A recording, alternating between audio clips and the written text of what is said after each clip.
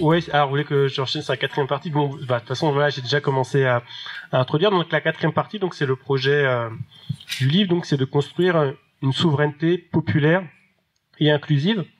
Et donc je vais expliquer ce que j'entends par là et en quoi ce projet se démarque de certains projets proposés actuellement sous le label de souverainiste. Et donc l'idée, donc alors faut bien s'entendre quand on emploie le mot nation, c'est je prends la nation comme le cadre où il se trouve qu'on est né et il se trouve qu'on a des droits politiques et d'essayer de voir comment déjà, avant de changer le monde, on peut commencer par changer ce cadre et, essayer d'intégrer le maximum de population aux droits civiques et d'en faire un cadre politique et non identitaire. Et donc ce n'est pas un projet qui est déjà réalisé, c'est un projet qu'on devra construire tous ensemble, après avoir reconnu notamment que malgré les belles promesses de la France, pour prendre l'exemple de la France, en fait ces belles promesses ne sont pas encore réalisées. Et donc, un des objectifs serait déjà de réussir à établir cette conception politique de la nation. Alors, je prends l'exemple de je pars sur la souveraineté de l'exemple du Québec, puisque historiquement, c'est du Québec que vient le mot souverainisme. Et au départ, le mot souverainisme est pensé comme un euphémisme pour l'indépendantisme. Mais petit à petit, dans les années 90, le souverainisme va prendre une nouvelle coloration. Le Parti québécois va mettre un peu de côté la question de l'indépendance en tant que telle pour arriver vers une forme de souveraineté qui n'est plus politique mais qui est culturelle. Et donc d'affirmer la nécessité, en fait, non pas pour le Québec tout entier mais pour les francophones québécois, de faire valoir la culture. Et donc c'est ce glissement dans le souverainisme, le glissement de l'indépendance politique qui était le projet initial, on arrive vers un combat culturel, c'est ce glissement d'après mon analyse, qu'on retrouve également en France. Alors, dans l'exemple québécois, c'est intéressant parce que ils ont eu un référendum en 1995 sur l'indépendance du Québec, et ce référendum a été perdu à quelques voix près. Et pour quelle raison il a été perdu? Alors, bon, évidemment, il y a eu des pressions énormes mises par le Canada, mais il a aussi été perdu car le discours du Parti québécois était trop excluant envers les minorités non francophones. Et notamment, il y a eu cette célèbre déclaration du Premier ministre de l'époque, Jacques Parizeau, disant « Nous avons perdu à cause du vote ethnique ». Et donc, avec toute la violence en fait symbolique de ce vote, disant finalement, toutes les personnes considérées comme ethniques, donc c'est-à-dire quoi? C'est-à-dire les Indiens, les aborigènes du Canada, c'est-à-dire les migrants, c'est-à-dire toutes les personnes qui n'étaient pas dans l'identité francophone fantasmée par le Parti québécois, étaient mises à l'écart de la communauté politique. Et du coup, on comprend pourquoi le vote a été perdu. Et on comprend pourquoi, pour faire l'analogie avec la France ou avec d'autres pays, c'est difficile en fait de penser qu'on va pouvoir faire l'indépendance du pays si on arrive tout de suite sur un projet qui exclut une partie de la population. Alors c'est intéressant aussi pour le Québec car ça a été après remis en question. C'est-à-dire que le même Jacques Parizeau, des années plus tard, en fait, a reconnu qu'il y avait effectivement eu un problème de la définition du souverainisme québécois et tout un travail de redéfinition du souverainisme québécois a été entrepris, notamment par le Parti Québec solidaire, avec l'idée que la souveraineté et c'est une souveraineté politique, mais qui ne va pas aller contre les droits des uns et des autres et qui ne va pas essayer d'imposer une culture unique à des personnes différentes. Alors en France, donc je prends l'exemple de Pierre Chevènement, et donc qui part finalement en 1992 de la double opposition au traité de Maastricht et à la guerre du Golfe. Et donc on peut penser que sur cette base-là, il y a vraiment les moyens de construire un projet d'indépendance nationale capable d'inclure toute la population antiraciste. Il y a toutes les cartes en main finalement pour réussir à faire ce projet. Et à un moment donné, on voit ce dévoiement progressif, la participation au gouvernement Jospin qui passe à l'euro, et un discours qui laisse complètement de côté la question de l'Union européenne et de l'euro pour se concentrer sur les questions culturelles, sur les questions identitaires, sur les questions sécuritaires. Et plus proche de nous, donc j'étudie l'ouvrage de Jacques Sapir, Souveraineté, laïcité, démocratie. Et donc c'est intéressant car Jacques Sapir est vraiment considéré comme une référence dans les milieux souverainistes, notamment pour ses analyses sur le retour au franc. Et contrairement en fait à ce qu'on pourrait penser, dans son ouvrage, il explique d'une certaine manière que la souveraineté passe au second plan après ce qu'il appelle la laïcité. Alors, quand il définit la laïcité, donc il précise bien, donc là cette honnêteté intellectuelle, c'est pour ça que je l'étudie, de préciser qu'il ne parle pas de la loi de 1905. Donc il parle d'une espèce de concept vague et général de laïcité qui remonterait à Jean Bodin, donc qui est le penseur de l'absolutisme et de la monarchie absolue, et qui finalement est une laïcité lorsqu'il se décline dans les analyses de Jacques Sapir, dans les travaux de Jacques Sapir, qui en fait exclut une partie de la population, et donc notamment avec toutes les histoires que vous connaissez de Burkini, de voile, dont on entend parler à longueur de journée, et sur lequel en fait on a une sorte de ralliement des souverainistes au discours dominant. Et ralliement d'autant plus étrange qui conduit à mettre de côté la question de l'indépendance.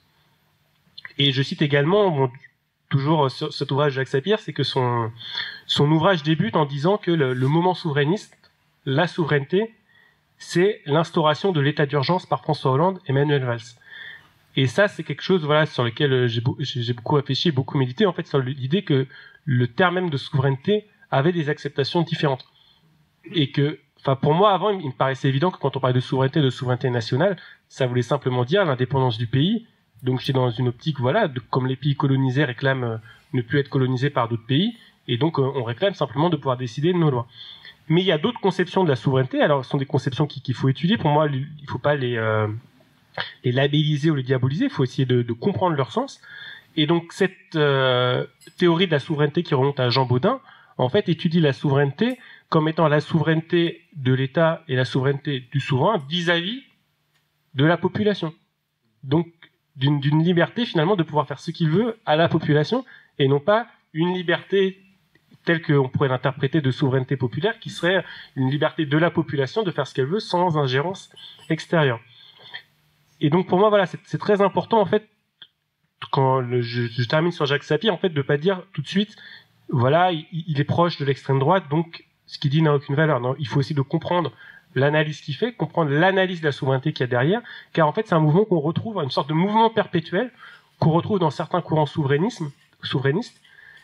qui vient, en fait, à mon sens, d'une mauvaise compréhension à la base de ce qu'on entend par souveraineté, d'une sorte de malentendu à la base, et tant que ce malentendu n'est pas levé, eh ben, on va retrouver toujours les mêmes débats.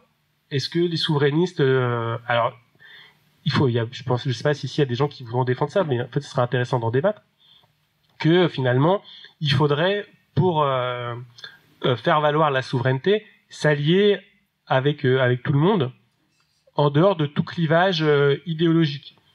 Et avant même la question stratégique, la question que je pose dans mon ouvrage, c'est quelles sont les proximités idéologiques, ou quels sont les malentendus ou les désaccords qui font qu'on se reconnaît dans des projets qui sont antagonistes. Et peut-être qu'après, on peut argumenter tactiquement, mais je mets ça de côté. C'est déjà, est-ce qu'on peut être d'accord sur le fait qu'il y a des conceptions antagoniques de ce qu'est la souveraineté? Et donc la solution face à ça, donc évidemment on pourrait dire voilà, tout ça fait beaucoup, voilà, c'est très radical, donc on critique l'Union européenne, on critique l'Europe, on critique aussi les critiques de l'Europe, donc finalement qu'est-ce qui reste pour pouvoir construire quelque chose avec ça? Et donc voilà, l'idée que je défends et qui est aujourd'hui en fait a beaucoup plus d'actualité, mais sur lequel voilà, je réfléchissais avec d'autres et notamment les membres du collectif citoyen souverain, on y réfléchissait depuis pas mal de temps. Donc c'est l'idée d'avoir des procédures décisionnelles qui évitent de passer par les organisations politiques traditionnelles, par les courants politiques traditionnels, et notamment l'idée du référendum d'initiative citoyenne qui permet de poser des questions précises. Et si on a une question précise, êtes-vous pour ou contre la sortie de l'UE, on est sûr de ne pas avoir de malentendu avec des gens qui pensent que sortie de l'UE veut dire fermeture des frontières migratoires. Car il y a des gens sincèrement qui pensent que c'est ça. Et en fait non, quand on parle de sortir de l'UE, on parle de sortir du marché unique et sortir de ces directives, donc c'est autre chose, c'est un autre débat. Il ne faut pas qu'il y ait de malentendus sur des questions aussi importantes. Et donc cette nation populaire et inclusive, donc elle part de la base, elle part des classes populaires, donc on en a aujourd'hui des exemples, et donc cette idée que on n'est pas condamné à la division. C'est pas parce que les médias répètent toute la journée qu'il y aurait une opposition entre la France périphérique et la France des banlieues, entre les petits blancs et entre les habitants de quartier, c'est pas parce que les médias le répètent toute la journée que c'est vrai. Et au contraire, ce qu'on a vu en fait dans les Gilets jaunes, c'est que les gens sont capables de converger quand on a des revendications précises. Et si on veut que cette convergence puisse continuer à se faire, donc il est important tout d'abord d'appuyer sur la question de la souveraineté, donc de dire on doit prendre nos décisions nous-mêmes, on ne doit pas les déléguer à des dirigeants ou même à des dirigeants d'organisations politiques qui agissent de manière en dehors de tout contrôle citoyen.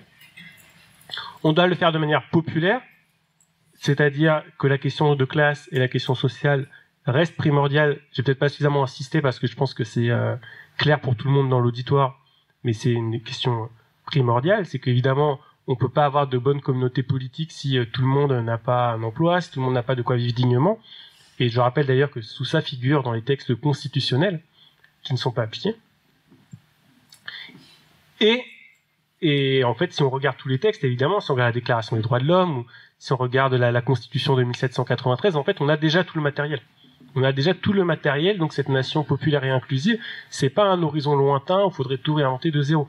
On a tout, mais ce qui manque, c'est de bien identifier les ennemis, de bien comprendre qu'on cherche à nous diviser, et de bien poser comme base qu'il faut à la fois toujours partir de la souveraineté populaire, et donc des décisions qui seront prises majoritairement par le peuple, même si celles-ci ne nous conviennent pas, et d'insister aussi sur le fait que cette souveraineté doit être inclusive, c'est-à-dire doit prendre en compte les points de vue des minorités ou les points de vue des catégories dominées. Donc, bon, je cite un exemple pour pas, dans mon ouvrage, pour pas rester que sur la question du racisme, je citais des exemples de souverainistes en fait qui tenaient aussi des propos antiféministes. En fait, c'est cette vulgate que finalement l'importance de la question l'indépendance, l'importance de la question sociale nécessiterait de mettre le féminisme au second rang. Mais en fait, ce sont des démarches totalement absurdes et contre-productives. Si on veut pouvoir s'allier face à l'oligarchie, il faut intégrer tous les combats, pas un plutôt que l'autre, et il faut être capable d'autocritique, il faut être capable de regarder en face le racisme et le colonialisme de nos dirigeants, j'insiste, c'est celui de nos dirigeants, mais j'insiste aussi sur le fait que quand on nous parle de faire la solidarité nationale, quand on nous parle de faire l'unité nationale avec ses dirigeants, quand on nous appelle à aller manifester à République ou je ne sais où avec nos tortionnaires, ceux qui le font, même quand ils sont bien intentionnés, et je ne doute pas des bonnes intentions, se rendent complices de cette oppression. Et donc il faut vraiment qu'il y ait un réveil notamment des militants, un réveil de la petite bourgeoisie qui a l'impression qu'il faut, qui en fait au premier coup de sifflet de l'oligarchie, au premier coup de sifflet de Macron, va manifester avec lui. Et ça, y compris chez les souverainistes. Mais en fait, c'est quelque chose qui est partagé. Donc, c'est pas spécifiquement un camp plutôt que l'autre. C'est quelque chose qui est très partagé dans la population. Alors, pour conclure, deux pistes dans la réflexion.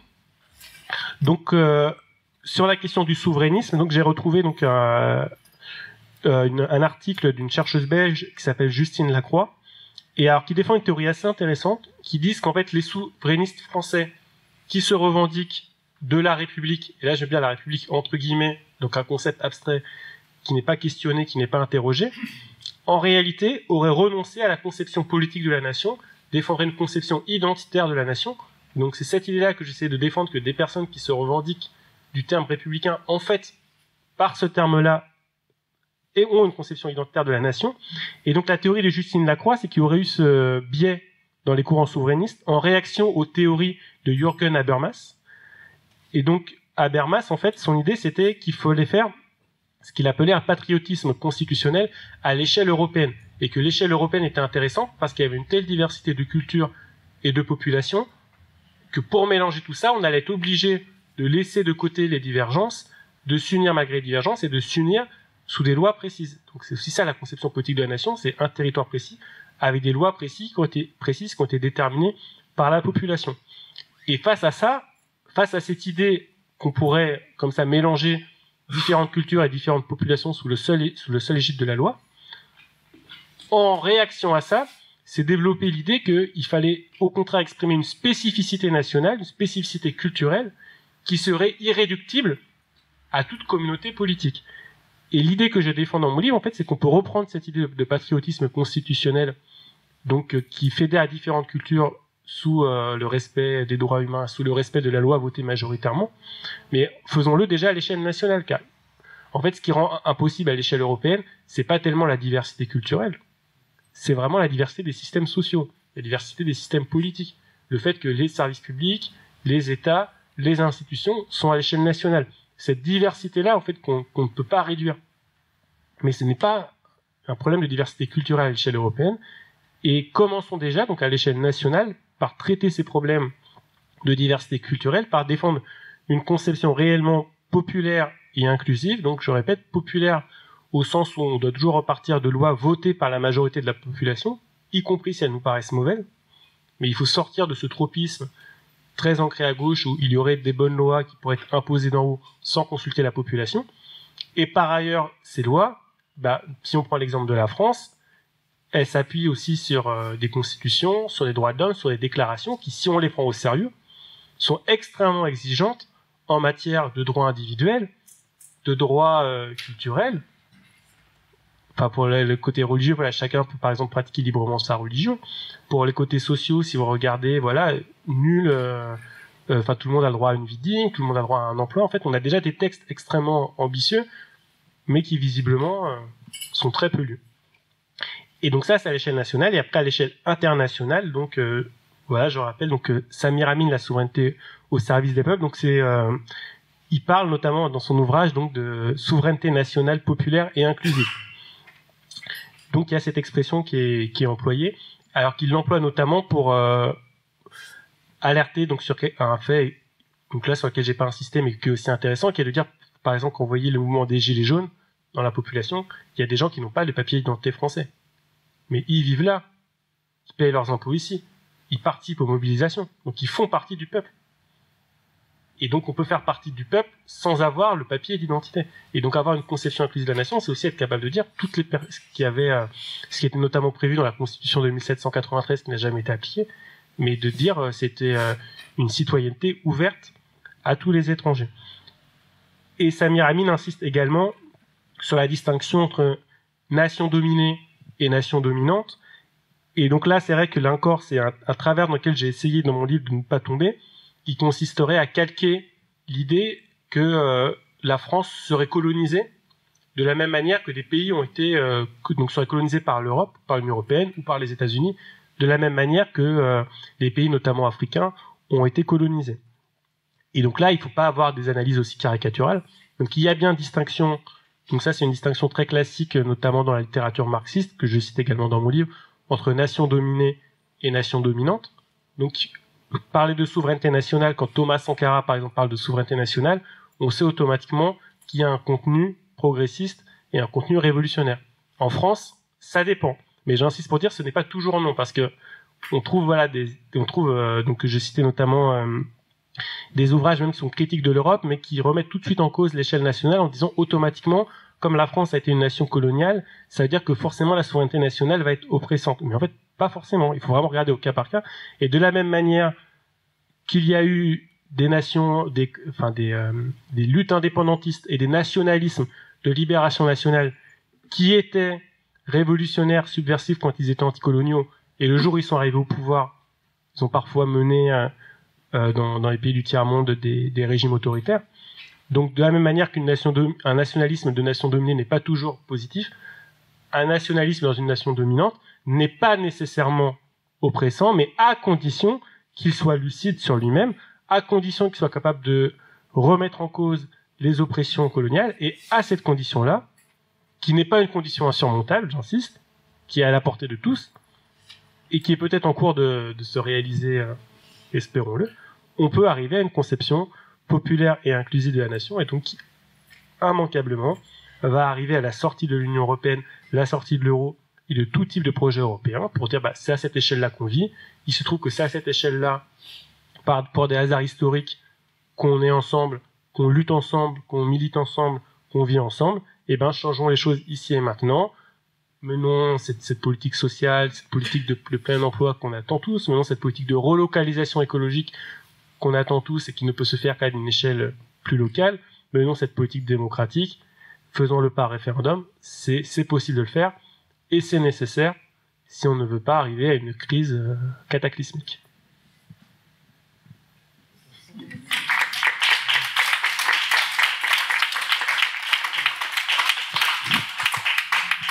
Alors, pour l'instant, donc il y avait 3 personnes qui s'étaient inscrites. Donc, Johan, le monsieur dont je ne connais pas le prénom. Alexis et Fouzia. Et donc, si vous voulez poser une question, voilà, n'hésitez pas. Non, mais même qui sont déjà intervenus. Dany, peut-être. Dany. Bon, merci Ramzi pour cette présentation. Au fond, on a presque envie de dire, au fond, t'es un peu pour un espèce de souverainisme tranquille, un peu destroy et pas crispé sur la laïcité, quoi. Ouais, c'est quelque chose comme ça. Donc c'était très intéressant.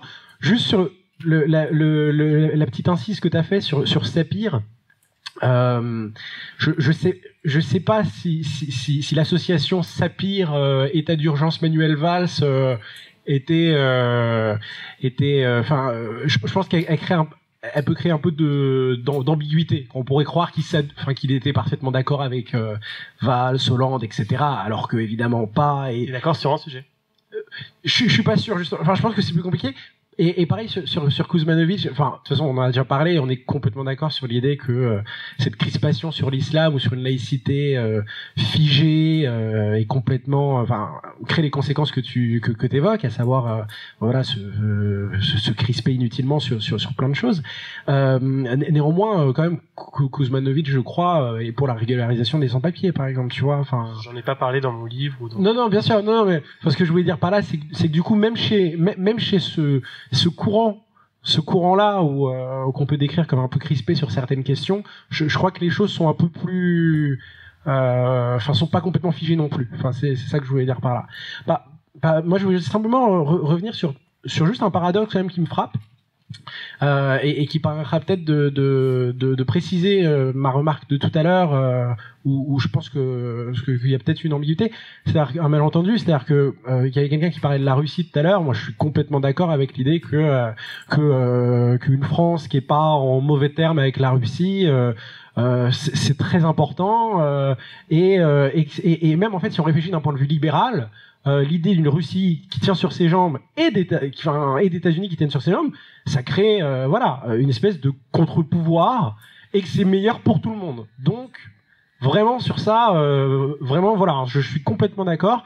Juste le paradoxe qui me frappait, c'est qu'on n'arrête pas de parler de démocratie, et ça c'est vrai, mais je comprends pas comment on peut à ce point être attaché à la démocratie et à ce point être dans parfois un certain discours anti-américain. Tu vois, dans une espèce d'anti-américanisme, alors que, très honnêtement, si on n'est pas dans le racisme, la démocratie, avec plein de concepts philosophiques, mais qu'on regarde un peu les histoires des différents pays, etc., c'est très difficile de faire l'impasse sur l'histoire américaine, qui est très démocratique, même si elle est aussi très raciste. Mais justement, il n'y a pas forcément toujours de paradoxe, hélas, entre, dans le cas américain, la démocratie est née sur une conception raciale. C'est comme ça, mais et donc c'est vrai que je trouve que dans un monde en crise, dans lequel il y a des replis de toutes sortes, mais tous les replis n'ont pas le même visage. Et ce qu'on voit du point de vue des Américains ou comme des Anglais, c'est un ressourçage plutôt à des revendications démocratiques. Alors, elles ont pas toujours des belles têtes, hein, mais quand il y avait Trump, il y avait aussi Sanders qui montait.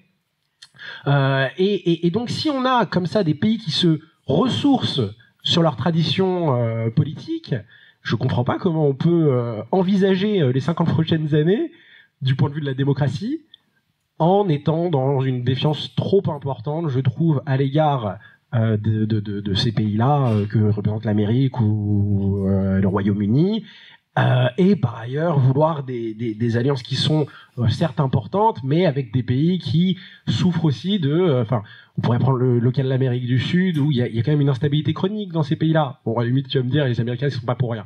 Mais ce sera pas forcément faux. Mais, ou d'autres pays qui sont dans des chemins d'alphabétisation qui vont créer aussi du désordre, parce que le progrès n'est pas un truc tout calme, etc. Et donc, je me dis vraiment, voilà pourquoi être trop défiant. Voilà, c'est juste ça. Ouais, merci beaucoup. Tout d'abord, un des messages de mon livre, en fait, c'est qu'il faut prendre en compte l'histoire des nations, mais il faut pas avoir quelque chose de figé. En fait, justement, je ne veux pas être essentialiste.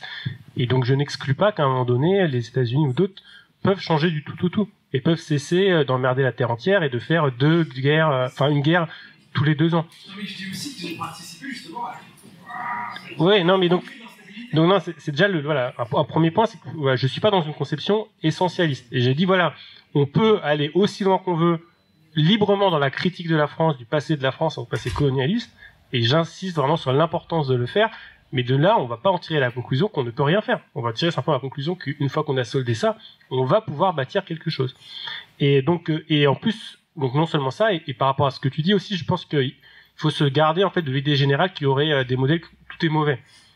Je pense que si les États-Unis à un moment donné tiennent et ont autant de puissance et qu'ils font des choses qui sont pas si mal que ça, ils savent faire par exemple du protectionnisme quand il le faut, ils savent faire de la dette quand il le faut, ils savent de temps en temps effectivement faire un peu plus de démocratie que nous, et on a vu des élections récemment qui font plaisir. Donc voilà, il faut pas avoir cette idée du tout mauvais.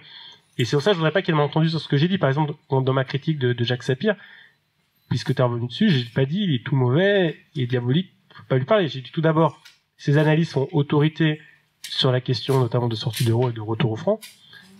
Mais j'ai insisté vraiment sur la violence et la charge symbolique importante de cette première phrase de son livre qui dit que la souveraineté, c'est l'état d'urgence, et qui en fait, qui reprend des théories existantes. Et effectivement, il y a un courant qui défend, avec Carl Schmitt ou d'autres, que l'acte de l'état souverain, c'est de décréter l'état d'urgence et de se soumettre à toute législation. Et donc, il y a une nécessité pour moi en tout cas, pour construire un souverainisme sur des bonnes bases, d'être au clair que c'est pas cette vision-là qu'on a. Et maintenant, bon, ça, tu le sais, peut-être tout le monde ne le sait pas aussi, puisqu'on est à parler de Georgi Kuzmanovic, voilà, j'ai écrit un texte qui critiquait un appel à la souveraineté nationale qui a eu lieu récemment et qui regroupait beaucoup de souverainistes. À la fin de ce texte, en fait, j'appelais au débat, j'appelais ces personnages justement à en discuter, à en débattre, et dans mon texte, je disais pas tout est noir, je disais des fois, il y a certains éléments qui sont positifs, mais d'autres fois, il y a des éléments qui sont très flous et qui sont négatifs. Bon, je n'ai eu aucune réponse, enfin si, la seule réponse que j'ai eue, c'est pas de débat, mais par contre, j'étais un espèce d'agent télécommandé du Figaro et du Média, enfin un discours totalement hallucinant. Et donc pour l'instant, il y a refus de débat, mais je ne désespère pas que mon livre permette le débat. Et l'objectif de ce livre, puisque beaucoup de gens en fait aujourd'hui pensent que l'urgence serait de créer une organisation politique ou autre chose, je pense que là, à l'état où on est, l'urgence c'est d'abord d'avoir les idées claires, d'ouvrir le débat sur l'Europe, il faut vraiment réussir à l'ouvrir, et il faut aussi ouvrir le débat sur la souveraineté et la démocratie, et qu'est-ce qu'on entend par là. Et vraiment, l'objectif de mon livre, c'est de provoquer ce débat, et que ces débats puissent avoir lieu, qu'on mette pas tout sous le tapis en disant il y a plus urgent, il faut s'unir. Alors déjà, l'union, elle a eu lieu, en fait, elle a attendu personne. Les Gilets jaunes, ils ont attendu personne pour s'unir, ils ont attendu aucune organisation, et ils n'ont pas commencé à mettre des lois en disant tu dois porter telle tenue, ou tu ne dois pas porter telle tenue, et tu dois avoir un papier d'identité français, ou tu ne dois pas l'avoir. Ça s'est fait. Et donc ça veut dire que c'est possible. On nous disait que c'était impossible, en fait c'est possible, et c'est même possible malgré les organisations politiques.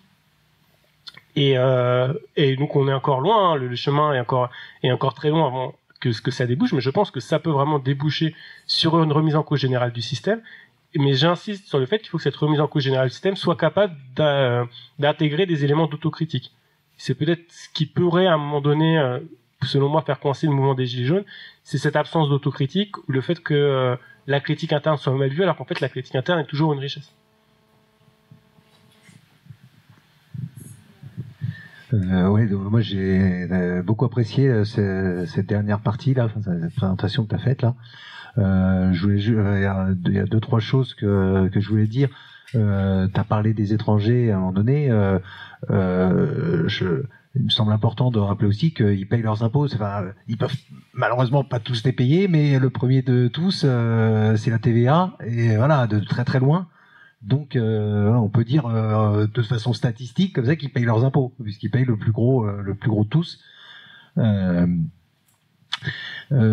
Si sur la souveraineté, ça me semble particulièrement crucial, cette défense de la souveraineté. Je prends comme exemple ce qui se passe depuis 15 ans au Venezuela et l'agression dont il fait l'objet en ce moment. La souveraineté, elle est au cœur de ça, parce que souvent on entend dire de façon un peu basique, les Américains, ils veulent juste piller le pétrole vénézuélien. c'est vrai et c'est pas vrai. C'est-à-dire que il y a même malgré l'émancipation du Venezuela, le Venezuela exporte toujours à peu près, je sais pas, l'ordre de 40 ou 45% de son pétrole aux États-Unis. Donc combien 30%. Ah, pardon, 30. Pardon. Mais bon, c'est une part énorme. Et les États-Unis vont pas tant piller plus le pétrole vénézuélien que de mettre la main sur l'utilisation qui est faite du capital. Et c'est ça qui les rend fous. C'est-à-dire que le Venezuela a reconquis une part de souveraineté, justement, en ayant la possibilité de dire, ben voilà, l'argent du pétrole, on va en faire ça. On va le mettre dans l'éducation, on va le mettre dans la culture, on va le mettre dans là où il y a des besoins. Et c'est presque le dénominateur commun de toutes les agressions impérialistes des États-Unis, mais aussi des valets qu'on est au niveau de l'Union européenne, d'aller saper la moindre expérience de souveraineté, la moindre reconquête de parcelles de souveraineté. Voilà. Et la dernière chose que je voulais dire aussi, c'était l'aspect fondamental je reviens au chapitre précédent un peu. Tout à l'heure, j'ai pas eu le temps de poser la question.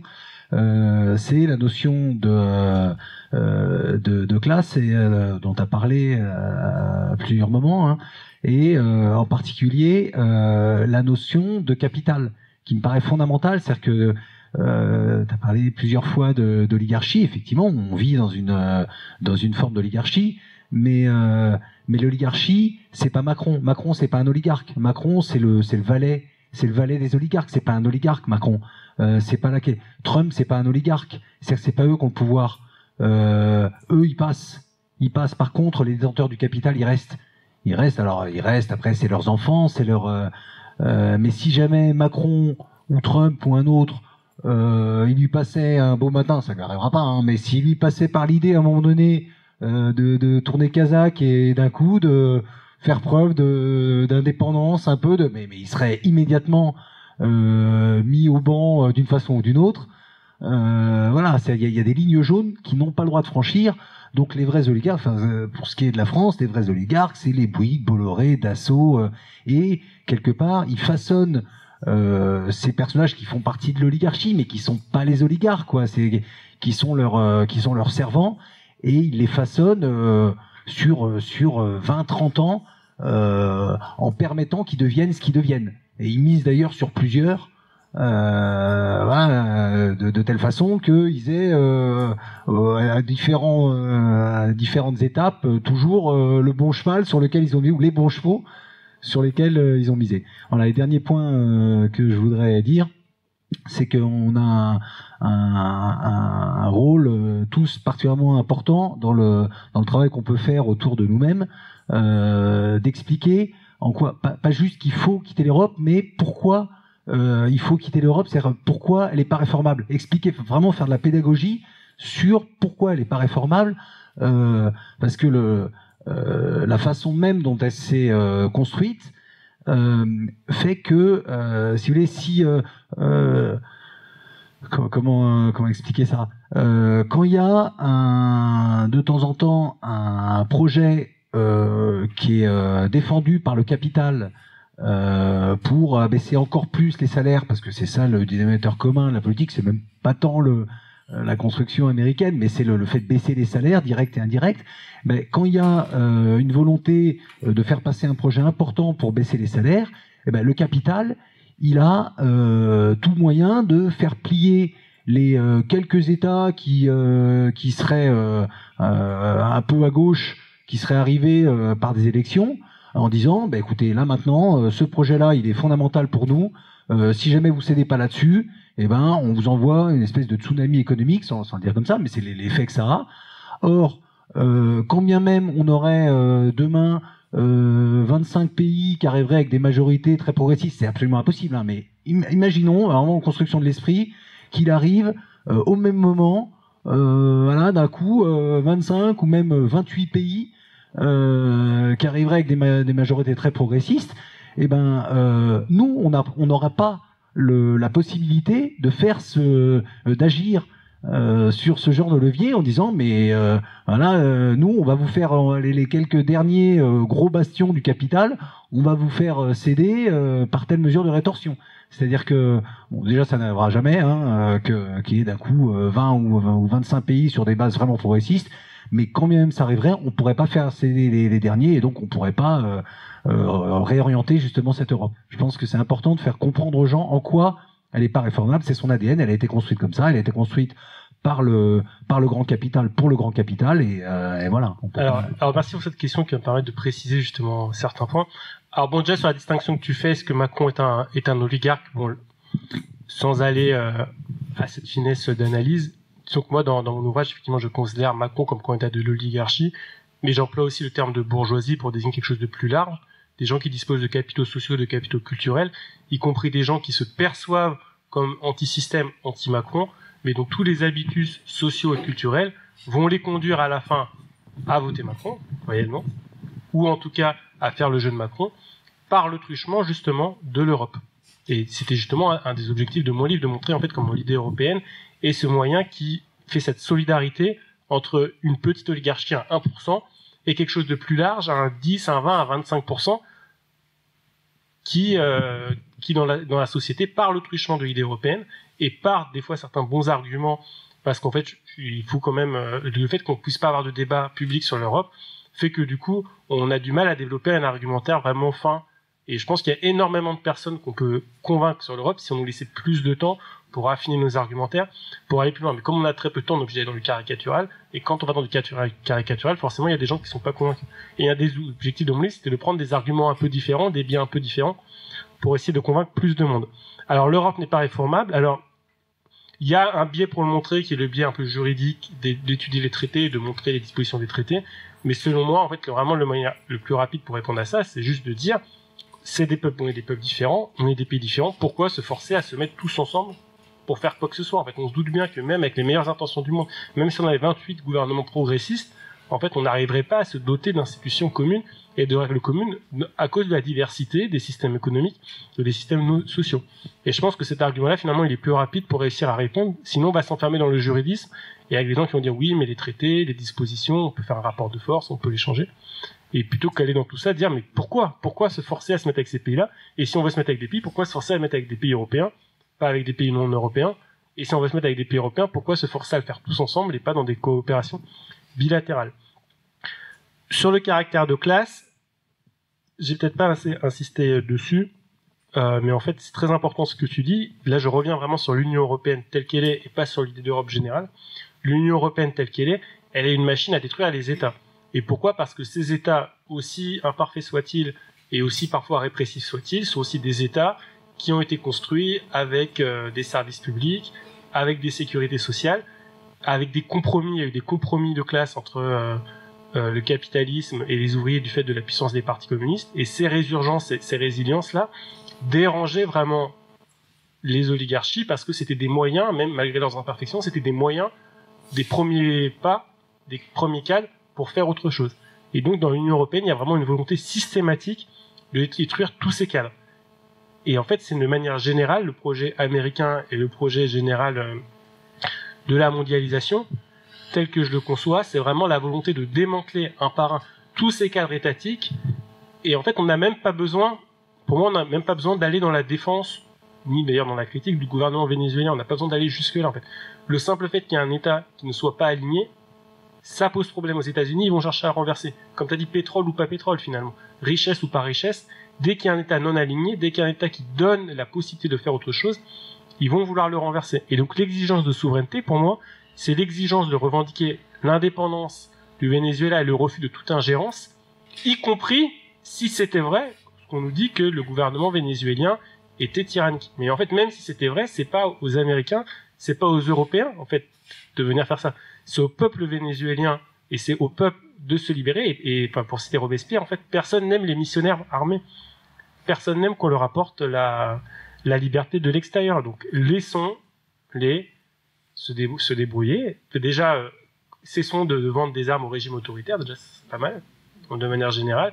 Et après, donc, dans mon livre, je parle pas mal de la rhétorique d'ingérence l'ingérence humanitaire et de montrer que celle-ci est totalement erronée, est totalement contre-productive, et qui sommes-nous pour décider qu'un peuple est asservi, qu'un peuple est aliéné? Si à un moment donné, il souhaite ce régime, ça peut être quelque chose de temporaire, d'historique. Enfin, je veux dire, en France, il a fallu des décennies, des siècles avant qu'une démocratie s'établisse. Donc, laissons chaque pays se développer à son rythme, sans s'en mêler.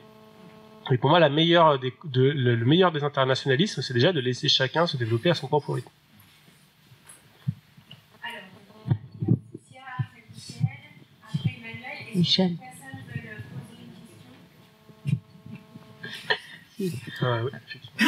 Oui.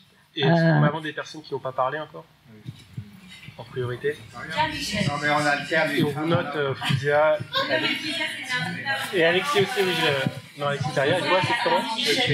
Michel. Ah, il y a deux Michel. D'accord.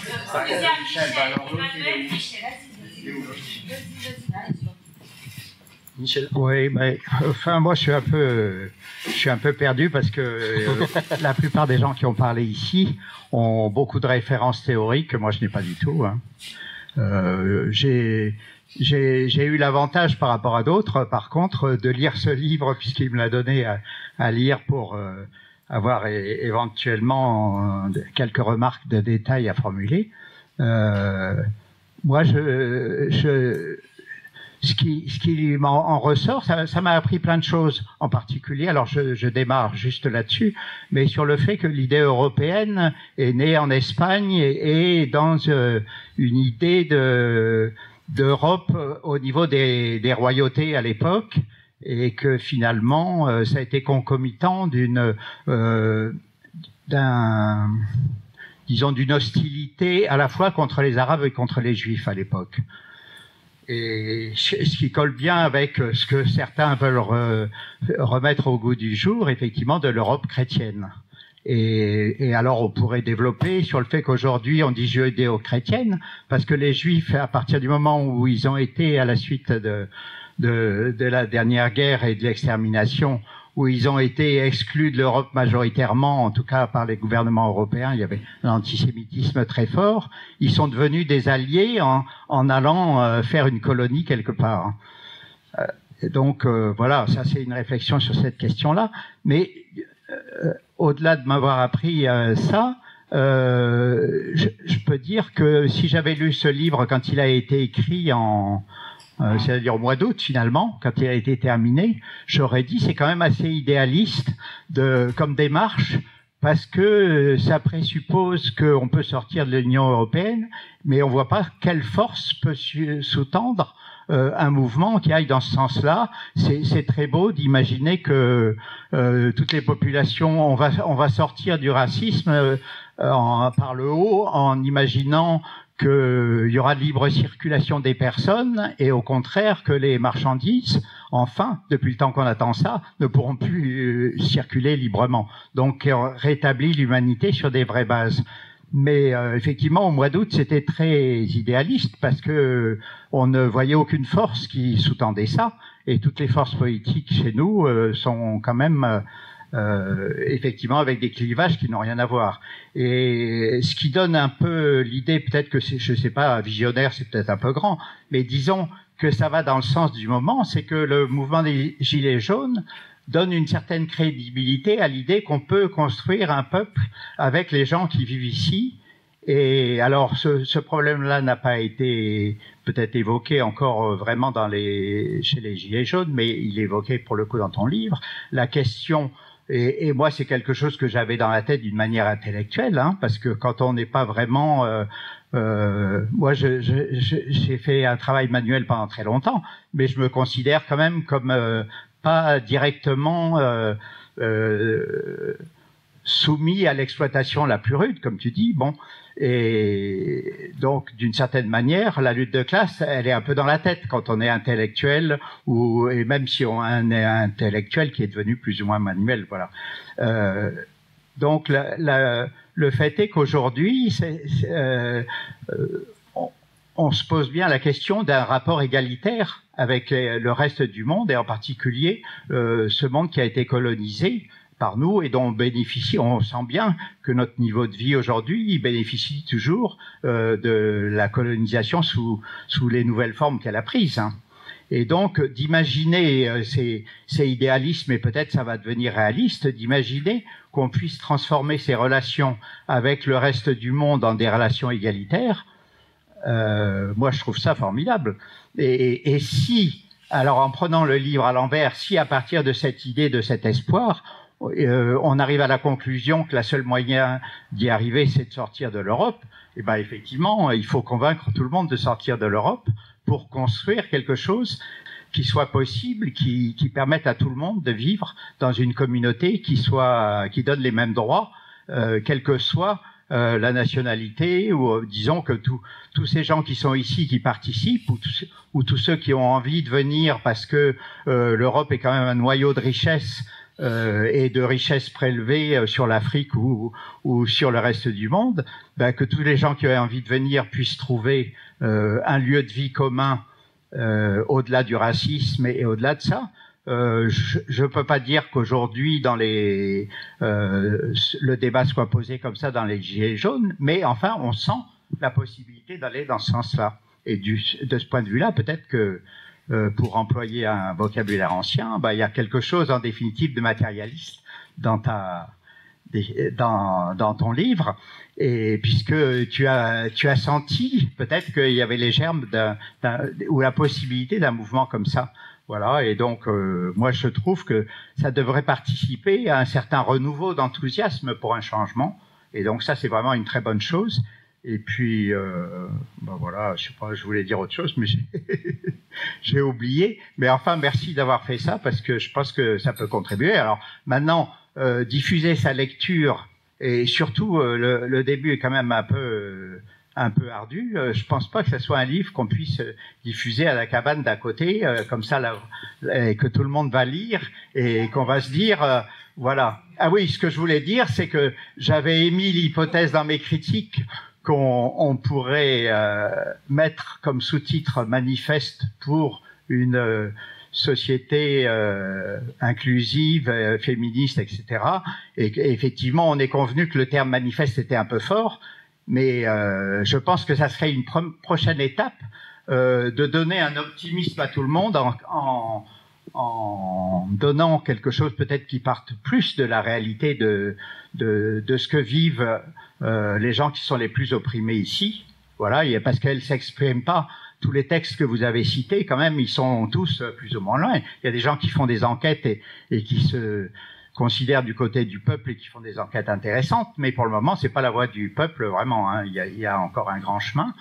Mais ce que j'espère, pour terminer, c'est qu'on arrivera à faire, d'ici pas trop longtemps, avant que je meure, peut-être, on ne sait jamais, un manifeste réellement qui aille dans le sens de cette société que tu souhaites.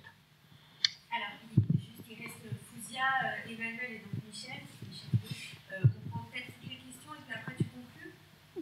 Et après, on finit au bar, ça. On finit au bar. On finit au bar après.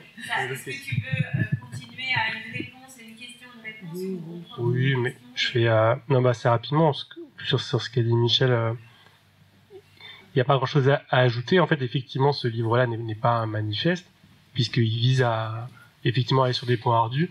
Il vise aussi à poser des questions qui fâchent, justement parce qu'il faut les examiner une fois pour toutes pour pouvoir les régler.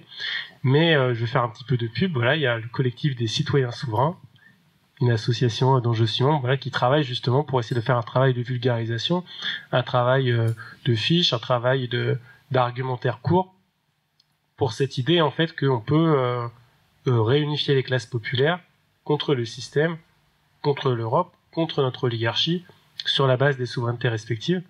Et donc c'est un travail qui va prendre du temps, parce que c'est vrai qu'on n'est pas encore très nombreux, on a encore besoin de se développer. Ça va se développer parce que je verserai les royalties, certaines royalties de mon livre au collectif, mais ça sera pas énorme. Hein. Et voilà, et d'autres personnes le font, nous on le fait à notre petite échelle, d'autres le font à d'autres endroits sous plein de formes différentes, et je pense que ce travail est en train d'être fait, et est en cours. Oui. C'est vrai qu'on voit que t'as beaucoup travaillé, hein, les références, etc. Bon, super hein, d'avoir fait ce travail. Et ça a le mérite, effectivement, d'introduire le débat. Je pense que Lordon, il y a plein de gens qui ont essayé aussi de l'introduire, même si Lordon reste indéchiffrable pour beaucoup de gens. Dommage, mais voilà, c'est aussi ce qui fait son charme. Voilà, de faire des textes, kilomètres de textes, où on se perd et on perd le fil. Effectivement, j'aime bien toute cette lecture que tu fais sur l'Union européenne, raciste, et on voit bien comment tout ce qu'on vit au niveau national, on le vit au niveau de l'Europe. En fait, c'est la transposition de toutes les problématiques qu'on a. C'est un racisme structurel. Tout ce qu'on vit aujourd'hui dans un espace qui est la France est transposé à plus large échelle au niveau européen. C'est pour ça que c'est vrai que moi je suis très allergique à la souveraineté, parce que la souveraineté, le souverainisme, c'est aussi le Front National, c'est fermer les frontières, c'est entre Français. Et je pense pour ça, je pense qu'au début les Gilets jaunes, quand ils ont commencé à parler, ils se sont adressés aux Français. Hein, ils ont pas fait. Ouais, tout à fait. Chaque fois qu'ils ont parlé, ils ont dit aux Français. Et je pense après ils ont évolué, c'est très bien. Mais évidemment, je suis avec. Je veux dire, le CFA aujourd'hui, il est produit en France. C'est produit en France, c'est-à-dire l'argent, la monnaie CFA est produite en France. Je veux dire, c'est une aberration. C'est vraiment. Donc évidemment toutes ces critiques, mais je pourrais prendre le contre-pied pour te dire ce qui est possible, parce que c'est vraiment idéaliste, les propositions à l'échelle nationale. Pourquoi ce ne serait pas idéaliste aussi que tous ces peuples réagissent contre l'Europe et contre l'oligarchie et contre cette Union européenne, pour s'en approprier, pour la pervertir, pour la remettre. Je veux dire, c'est idéaliste des deux côtés en fait. Ce que tu proposes au niveau national, tu proposes c'est complètement idéal. Je veux dire, Macron, il est au service de l'oligarchie. Il pense que le travail, c'est par le travail, c'est par le mérite qu'on avance. Aujourd'hui, il est là, il gouverne. Il paraît que même il va avoir plus de gens qui vont voter pour lui, etc. Donc voilà. Donc moi, je me dis effectivement, les paris, ils peuvent être des deux côtés. Et que pourquoi pas, je veux dire, avoir une mobilisation des peuples européens contre aujourd'hui cette structure qu'est l'Union européenne. Pourquoi pas aussi, ça aurait pu être. Voilà. Rapidement, tout d'abord, mobilisation des peuples européens. Ça, si des peuples européens se révoltent simultanément, tant mieux pour tout le monde. En fait, tout ce que je dis, c'est on n'arrivera pas à prendre des décisions communes à 27 peuples. C'est juste ça. On n'arrivera pas à se mettre d'accord sur un taux commun pour la monnaie. On n'arrivera pas à se mettre d'accord sur des normes communes. Donc, si tout le monde se révolte en même temps, c'est très bien. Mais après, sur la base, de chacun, dans son cadre politique respectif, et après, si des pays veulent s'allier, très bien pour eux, mais il vaut mieux le faire de manière bilatérale. Donc, c'était juste ça. Et donc, à l'échelle nationale, c'est extrêmement difficile, c'est idéaliste, mais on sent qu'il y a une petite possibilité. On a des exemples historiques, en France notamment, de révolution, même si ça reste imparfait, même si ça n'a pas été jusqu'au bout. On a des exemples dans plusieurs pays parce que simplement, c'est pas pour des raisons identitaires ou culturelles, c'est parce que c'est l'échelle où on est soumis au même pouvoir, à la même forme du pouvoir ici qui est le macronisme, où c'est l'échelle où on paie des impôts, c'est l'échelle où on travaille, c'est l'échelle où on vote, c'est l'échelle où on manifeste, c'est l'échelle où on a des services publics. Donc il faut totalement être conscient des blocages et des problèmes à cette échelle parce qu'on veut les changer, et parce qu'à cette échelle-là, il y a une possibilité de changement. Et donc, ce que je comprends pas, c'est pourquoi est-ce qu'on dit tout le temps changer l'Europe, alors que c'est impossible structurellement de changer à 28 tous ensemble. Je pense que tout le monde pourrait le comprendre. Mais par contre, il y a un échelon, j'ai l'impression qu'on n'a pas essayé finalement. C'est changer la nation. Et que finalement, l'Europe devient une sorte d'échappatoire. On va renoncer à changer à l'échelle nationale en attendant un hypothétique grand soir européen ou un grand soir mondial. Et donc, je trouve ce raisonnement très bizarre. Commençons par essayer de le faire là. ce serait déjà bien pour voir ce qu'on peut faire après. C'est ce qu'on essaye de faire aujourd'hui. Voilà, mais on voit qu'on arrive un petit peu, on voit qu'on arrive à faire un peu quelque chose. Il n'y a jamais eu de mouvement social commun européen, alors qu'on voit qu'à l'échelle française, on arrive un petit peu à faire trembler le système, même si évidemment il faut aller encore plus loin. Mais on voit que ce n'est pas structurellement impossible, c'est pas totalement 100% impossible. Alors qu'à l'échelle européenne, c'est presque une contradiction logique en fait. On n'arrivera pas à se mettre d'accord à 28 pays, ou même à 6 si on était à 6. Oui, pour aller dans ton sens, une des difficultés qu'on a pour essayer de convaincre de sortir de l'Europe, c'est que le régime sous lequel on est, la Ve République, c'est un repoussoir. Parce que pour tout le monde, quitter l'Europe, c'est se dire, mais on va se retrouver dans le régime actuel, qui est un régime tyrannique. Et par exemple, une des raisons pour lesquelles on n'applique pas la Constitution, c'est qu'on n'a pas une haute cour en France. On a un Conseil constitutionnel qui est majoritairement constitué de politiciens de droite, pratiquement tout le temps. Et donc, on a tous les moyens, par exemple, de censurer toutes les lois répressives qui sont en train d'être votées, d'ailleurs, parce que ça continue. Mais le Conseil constitutionnel n'a pas les pouvoirs.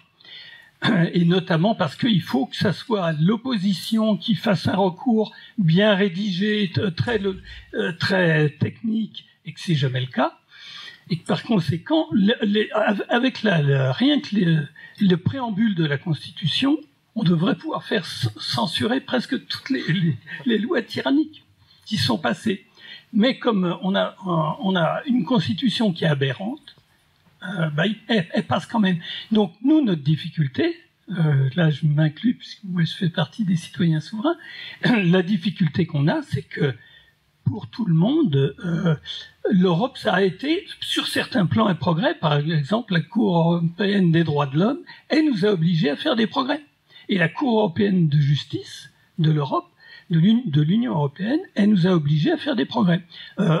Si, alors t'en as quelques-uns. C'est grâce à la Cour européenne de justice qu'on a été obligé de, par exemple, dans les gardes à vue, d'accepter, ce qui est quand même un minimum, d'avoir l'obligation d'avoir un avocat. Hein, ça, c'est l'Europe. De même, alors sur les étrangers, ce qui est un peu mon secteur, un des grands progrès de l'Europe, c'est d'avoir déclaré, enfin c'est un arrêt de la Cour européenne de justice, qui a déclaré que le simple fait de ne pas avoir de titre de séjour, ce n'est pas un délit. Donc on ne peut pas, en théorie, emprisonner quelqu'un au seul motif, un étranger, au seul motif qu'il n'ait pas de titre de séjour. Ça a donné lieu à un arrêt de la Cour de cassation qui a été obligé de confirmer l'arrêt de la Cour de justice européenne, mais le gouvernement s'est assis dessus et a contourné, on a créé un régime particulier de privation de liberté qu'on appelle la retenue. Voilà. Alors, mais si on avait un vrai Conseil constitutionnel, une vraie Cour suprême, là, on l'aurait contesté. Et bon, là, les lois qui sont en train de passer, la loi anti-casseurs, la loi où là, ils vont encore... Parce que sans doute vous n'êtes pas au courant, ça passe... ils ont encore demandé plus pour pouvoir surveiller n'importe qui. Parce qu'avant, il fallait vaguement donner une raison.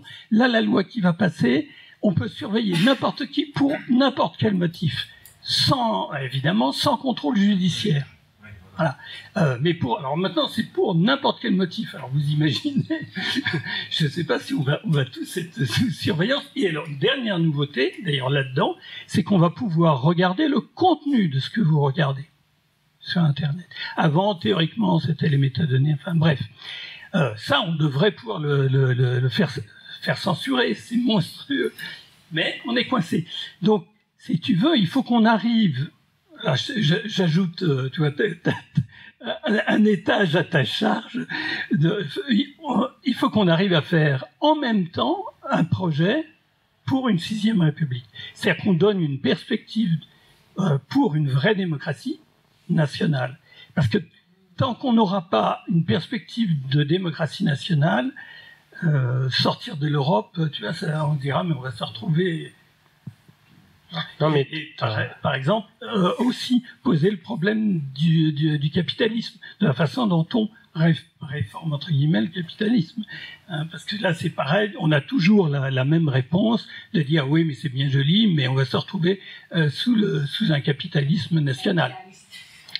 donc, ouais, donc, Et je finis là. Et au passage, quand on fait ça, on se démarque obligatoirement de l'extrême droite, enfin de la droite, parce que Marine Le Pen, la Ve République, elle l'a encore rappelé. Hein. Elle est devenue, gaulliste. Je ne sais pas si tu as vu, elle défend la Ve République et le général de Gaulle au passage.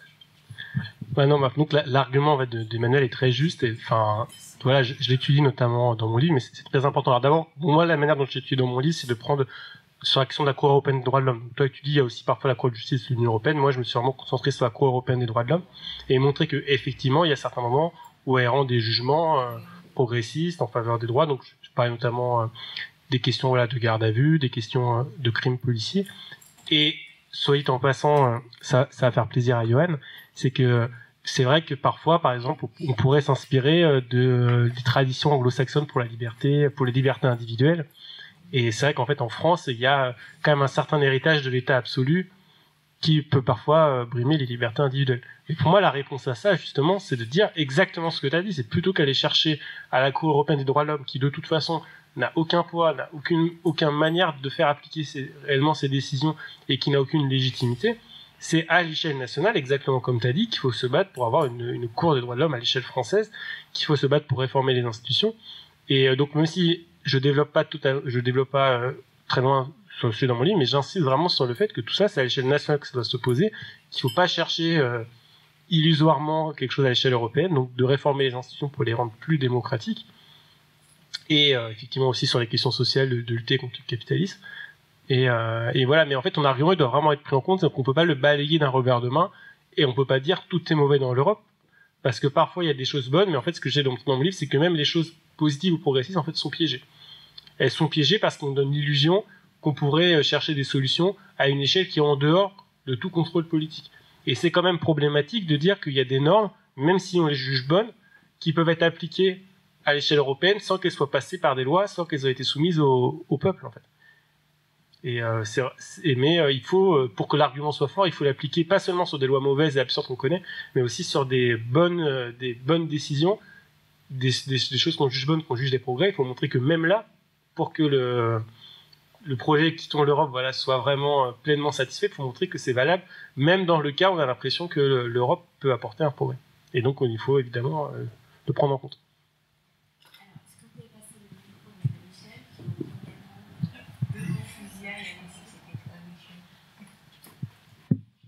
Oui, ben moi j'ai bien aimé les développements. Alors j'ai une interrogation qui est donc une question. C'est les voies politiques, parce que les Gilets jaunes c'est un mouvement populaire, c'est clair.